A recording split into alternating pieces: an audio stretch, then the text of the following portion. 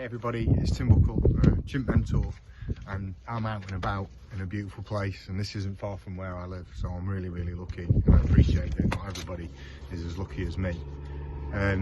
So this is my instalment for Mental Health Week, and what I'm going to talk about is obviously the theme of kindness, but I'm going to talk about the theme of kindness towards the people in power and authority.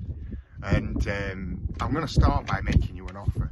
And in this hand, what I've got, and you can have this if you want, but that's living our life with frustration and anger and fear. And in this hand, what I've got is another offer, and this is living our life with stability, peace and calm. Well, which one would you take? And I know it's a no-brainer. Now I'm going to just put this into the frame of kindness. And we're surrounded in our lives by people of authority, people of power, who are making decisions that influence our lives. And these people we have very little control over, if any at all. And that can push us into chimp mode, because the chimp wants to get control, it wants to have certainty. When it doesn't agree with something, it wants to fight, and it wants to kick back, and it wants to win. And all this can induce these feelings of fear, anger and frustration.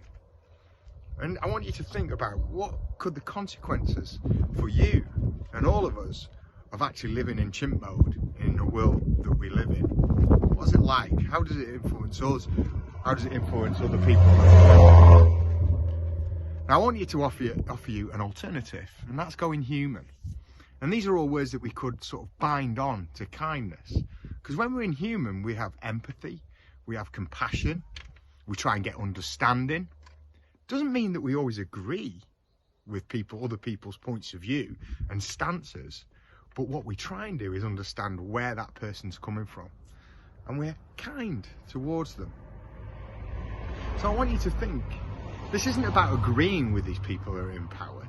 This is about trying to consider, what would it be like to be in their shoes? What would it be like to try and do their job?